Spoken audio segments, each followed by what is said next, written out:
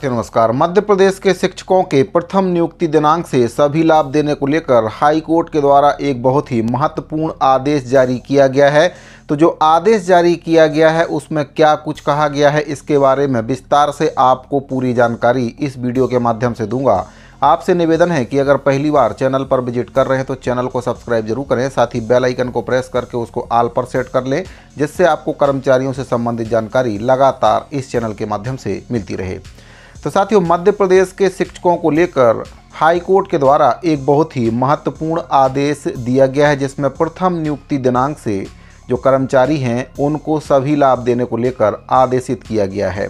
इसके बारे में जो आदेश जारी किया गया है इसके बारे में आपको बताना चाहूँगा कि क्या कुछ आदेश जारी किया गया है। तो हाई कोर्ट से ये आदेश जारी किया गया है।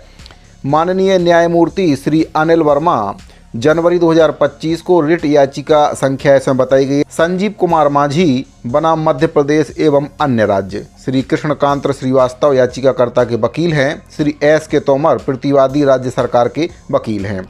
इसमें बताया गया है कि याचिकाकर्ता ने भारत के संविधान के अनुच्छेद 226 के तहत यह रिट याचिका दायर करके निम्नलिखित राहत की मांग की है। इसमें बताया गया है कि प्रति याचिकाकर्तागण को आदेशित निर्देशित किया जाए कि याचिकाकर्ता को नियुक्ति दिनांक 12/8/1998 से नियमित करते हुए नियमित वेतनमान एवं जीपीएफ, एफबीएफ, जीआईएस, एआरए का भुगतान नियुक्ति दिनांक से किया जाकर पुरानी पेंशन योजना का लाभ दिए जाने के आदेश पारित करें।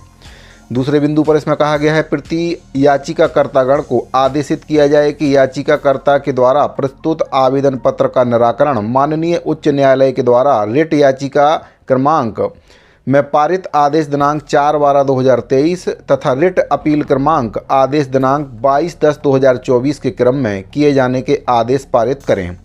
अन्य कोई आदेश निर्देश माननीय न्यायालय जो उचित समझे जारी किया जाए। तीसरे बिंदु पर कहा गया है, मामले को संक्षिप्त से इसमें बताया गया है कि क्या मामला है। इसमें बताया गया है कि याचिकाकर्ता को प्रारंभ में शिक्षाकर्मी 3 के पद पर 12/8/1998 के आदेश के तहत नियुक्त किया गया था।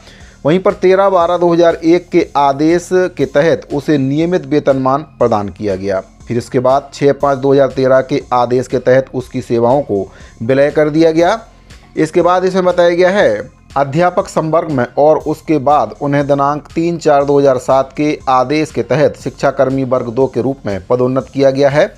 इसी तरह की स्थिति वाले अन्य कर्मचारियों ने इंदौर में इस न्यायालय के समन्वय पीठ के समक्ष जो याचिका है वह प्रस्तुत की है, जो दिनांक 4/12/2023 के आदेश के द्वारा तय किए गए हैं। और न्यायालय ने प्रतिवादी क्रमांक 4 को निर्देशित किया है कि वह याचिकाकर्ता को 1998 के नियमों के तहत मिलने वाले सभी लाभ प्रदान करे और इसे रिट अपील क्रमांक इसमें बताया गया है पारित आदेश दिनांक 22/10/2024 के तहत बनाए रखा गया है। याचिकाकर्ता ने नियमित वेतनमान और अन्य लाभों के अंतर से संबंधित समान लाभ प्रदान करने के लिए प्रतिवादियों के समक्ष एक अभ्यावेदन प्रस्तुत किया है, लेकिन प्रतिवादियों ने इस पर निर्णय नहीं लिया। यानी कि जब भी उनका संविलियन हुआ उन्होंने समान काम के बदले समान वेतन और अन्य सभी लाभ प्रथम नियुक्ति तिथि से देने की अपील की थी विभाग के समक्ष, लेकिन विभाग के द्वारा इस पर कोई भी कार्रवाई नहीं की गई।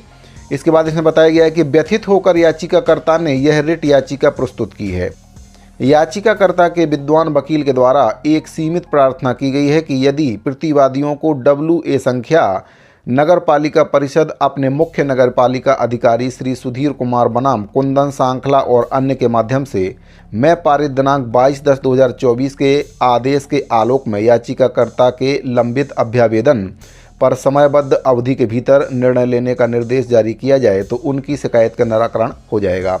इसके विपरीत विद्वान सरकारी अधिवक्ता ने प्रार्थना का विरोध किया है और इसे अस्वीकार करने की प्रार्थना की है। इस मामले के तथ्यों और परिस्थितियों पर विचार करते हुए इस याचिका का निपटारा करते हुए याचिकाकर्ताओं को निर्देश दिया जाता है कि वे आज से 15 दिनों की अवधि के भीतर आदेश की प्रमाणित प्रति के साथ एक विस्तृत नया अभ्यावेदन दाखिल करें। प्रतिवादियों के समक्ष जिन्हें बदले में इस पर विचार करने और नगरपालिका परिषद के मामले में उनके मुख्य नगरपालिका अधिकारी श्री सुधीर कुमार बनाम कुंदन सांखला और अन्य के माध्यम से पारित आदेश के आलोक में दिनांक 22/10/2024 को एक स्वनिहित बोलने वाला आदेश पारित करने का निर्देश दिया जाता है। इस आदेश में प्रमाणित प्रति प्राप्त होने की तारीख से 3 महीने की अवधि के भीतर और याचिकाकर्ता को परिणाम की सूचना दें। यदि प्रतिवादियों ने माना कि याचिकाकर्ता का मामला नगरपालिका परिषद के मामले में डिवीजन बेंच के द्वारा पारित आदेश के समान पाया गया है तो याचिकाकर्ता की नियुक्ति की तारीख को IFMIS पोर्टल पर कानून के अनुसार ठीक किया जाए। इसमें आगे बताया गया कि तदनुसार इस याचिका का निपटारा किया जाता है। यह स्पष्ट किया जाता है कि इस न्यायालय ने मामले के गुणदोष पर कोई भी राय व्यक्त नहीं की है।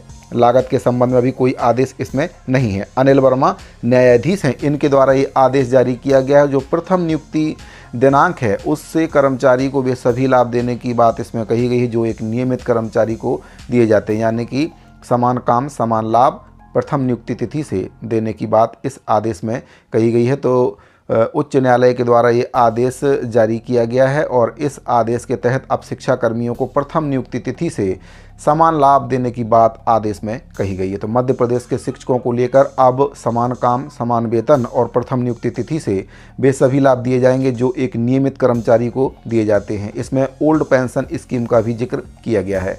तो मध्य प्रदेश के कर्मचारियों को लेकर ये बहुत ही महत्वपूर्ण जानकारी प्राप्त हो रही थी। उम्मीद करता हूँ कि जानकारी आपको पसंद आई होगी। अगर आपको जानकारी अच्छी लगी हो तो वीडियो को लाइक और अपने अन्य साथियों को भी शेयर करें। इस वीडियो में फिलहाल इतना ही, मिलते हैं अगली वीडियो में। अभी के लिए दीजिए इजाज़त, धन्यवाद।